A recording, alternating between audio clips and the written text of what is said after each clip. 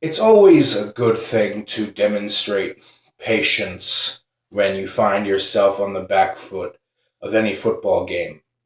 Um, the problem is that with Manchester City today, I didn't really see any sense of urgency, particularly inside the first half an hour of this match, the first 35 minutes, which is where the fixture was won for Liverpool. When Liverpool took the lead, and by the way, I want to give a very big shout out to the fans at the Anfield. Uh, Very great crowd atmosphere. You could hear everyone singing, even watching on the other side of the Atlantic on a television screen. You could tell that the fans really brought it all there for their team, and the atmosphere was intense.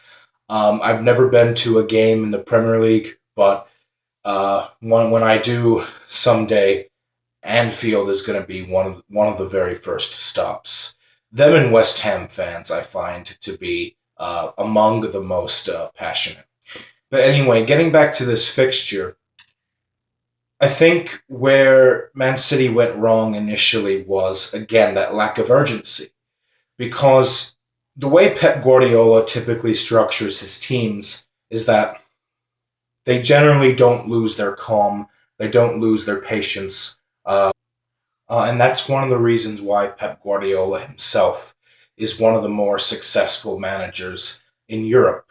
But with the way that Man City just came out into this game, it made me really question how on earth they are already in a position where they are just one victory away this weekend from securing the Premier League championship for this season. How on earth you look at these two teams today, Liverpool and Manchester City, are they separated on the table from each other by, what is it, 16, 17 points?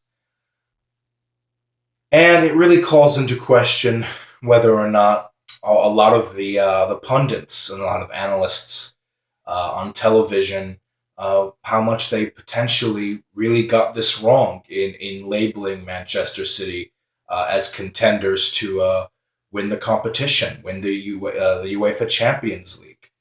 I think what happened today was essentially an exposure along the like of what PSG suffered at the hands of Real. You can dominate your league, but that doesn't necessarily make you one of the favorites to win the UEFA Champions League. PSG learned that the hard way, and unless Man City can do something quite special next week, they seem to be the next one to fall under this rule, essentially. Now, this match itself, I thought Liverpool were fantastic. They were fueled on by their fans who never relented every step of the way. And Liverpool once again proved why they are one of, if not the most lethal counter-attacking side in the Premier League this season. Now, as far as Liverpool's status in the UEFA Champions Leagues go, I think that they're basically living up to their market label as being one of the dark horses to go on a deep run in this tournament. A lot of people, once they were drawn in with Porto, said, well, maybe here they'll get found out. Dominated Porto, dominated Manchester City, who are supposed to be the best team in England at the moment. And now it's looking like Liverpool are in very good position to get themselves into the semifinals, which is a finish that I don't that many people, myself included, would not have expected nor predicted otherwise at the commencement of the UEFA Champions League knockout phase. Now, Liverpool, can they win it? I don't think so. Um, but, crazier things have happened. I'll get to Liverpool in a moment. Mohamed Salah with a goal and assist. This is why we Egyptians really need him this summer. So when he came off with the groin injury, I was my heart skipped a beat. I was very worried, but According to several reports, Klopp did it as a precaution. Um, at the end of the match, Mohamed Salah was seen. He was walking. He seemed to be walking normally without any limp. He was smiling, waving to fans, and apparently, according to Klopp in the post match press conference, he said that he's okay. So I'm hoping that it was just a something that is something that he'll be able to shrug off in the next few days. Maybe he'll be able to play this weekend. I think they're playing against Merseyside, and then the next week for the second leg, which they're really going to need him. Which brings me to my next point. My next point is, as far as Liverpool is concerned, I think the reason why Man City did not come back into the game in the second half, even though Liverpool, once Mohamed Salah went off, they looked a little bit more toothless.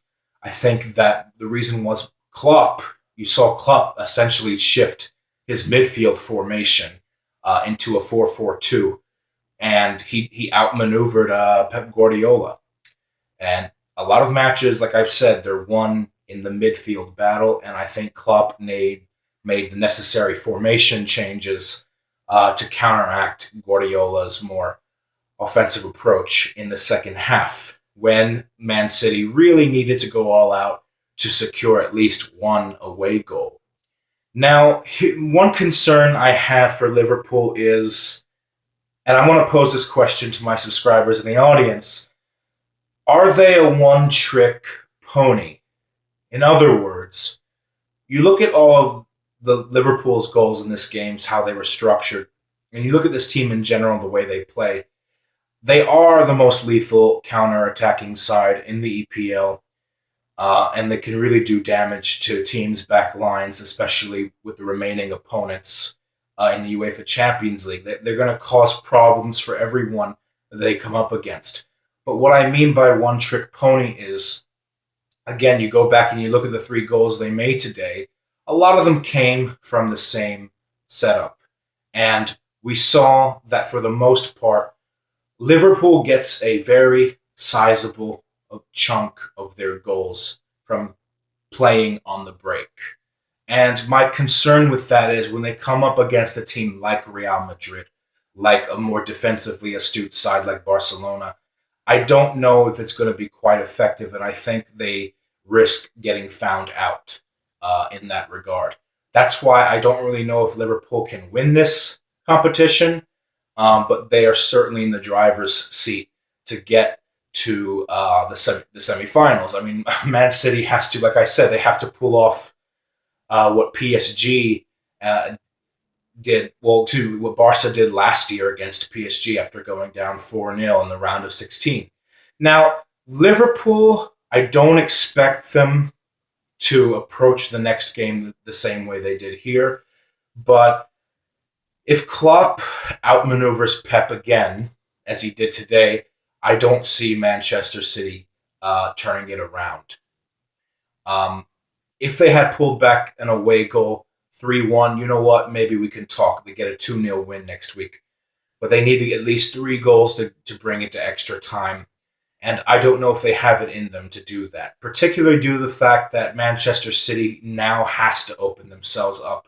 And whether or not Salah plays next week, Liverpool still, they look like they're going to score at least once next week. I'd be a little bit surprised if they don't. And if that's the case, Manchester City are in big trouble. And maybe Pep Guardiola's tenure, if they get eliminated, it would put their EPL victory for the season with a bittersweet taste in their mouth. So we'll have to see how that goes.